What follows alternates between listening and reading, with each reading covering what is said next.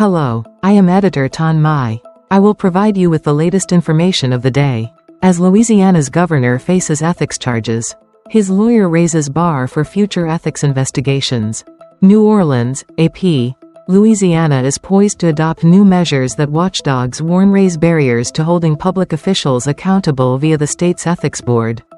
The legislation was drafted by the personal attorney of Republican Governor Jeff Landry, who faces charges brought by the board for violating state ethics laws. Proponents say the measures give those accused of ethics violations more opportunities to respond to allegations, increases transparency and limits abuses of a process they claim is often unjust. But watchdog groups, and the Board of Ethics, warn the changes will undermine the board's ability to hold public officials accountable. While the changes would not apply to Landry's current charges, the legislation further bolsters the governor's power over a state board largely made up of his own appointees. Having overwhelmingly passed in the House and Senate this week, only 3 lawmakers voted against it. The bill awaits Landry's signature. Republican Representative Gerald Bo Beaulieu, who sponsored the bill, said it was brought forth after officials complained that the board's investigation process was more like being investigated by the Gestapo. Landry's office declined to comment. Another bill would share the names of complainants with officials they are accusing of wrongdoing, as well as limit the board's ability to launch investigations. Governor's lawyer behind the legislation, Landry's private attorney, Stephen Gelle, drafted the legislation, which the governor supports. Gelle is defending Landry against ethics charges brought in 2023 for undisclosed free plane rides to Hawaii when he served as the state's attorney general. Gelle said negotiations are progressing to amicably resolve the charges.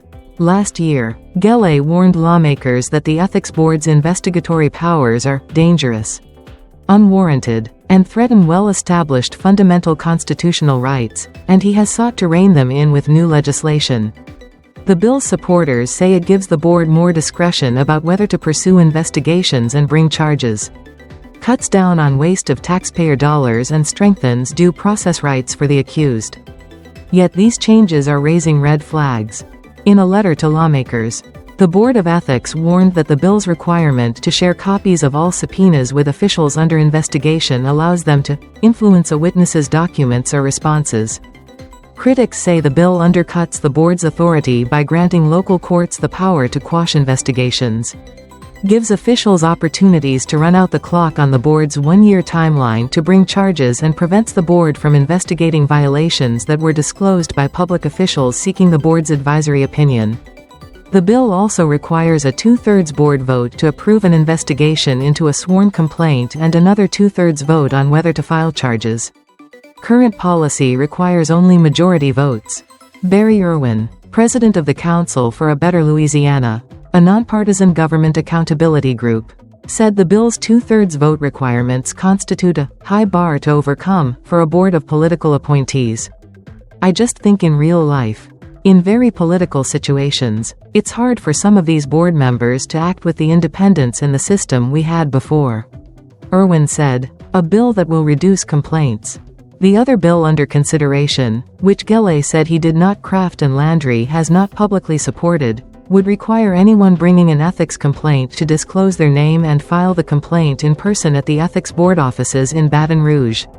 The bill passed in the House with only 7 lawmakers opposed and is pending final passage in the Senate. In a legislative committee hearing, David Bourdelon, general counsel for the ethics board, warned that the bill would enable officials to intimidate a witness or potentially alter information that's requested. Bourdelon said the measure would drastically reduce the number of complaints. The legislation's sponsor, Republican Representative Kelly Hennessy Dickerson, said her bill is part of a fight for truth and justice. For those of us who have been through it, it helps develop peace of mind, knowing who your accuser is, especially when you are spending thousands upon thousands of dollars to try and clear your good name, said Dickerson, who was fined $1,500 for an ethics violation in 2023. She argued people frequently file complaints to harass their political opponents. Bourdelon countered that the board dispassionately evaluates complaints and provides the accused with the opportunity to defend themselves if charges are brought. The bill also prevents the Ethics Board from launching investigations based on non-governmental sources such as media reports. Governor dominates State Ethics Board. Following legislation passed last year, the governor directly appoints 9 of the board's 15 members, with the legislature appointing the rest. Officials with the legislative and executive branches now have more control over those who may be tasked with investigating them. Watchdogs note, "It's gone from a process that was as much arm's length away from politics as we could make it. And we had it that way for many years. To a process now that is very much more political than we've ever seen it." Irwin said, "It's going to be very difficult for the board to act in a way that guarantees that kind of oversight we want to have." Please like and subscribe to wait for the next information. Goodbye and see you again.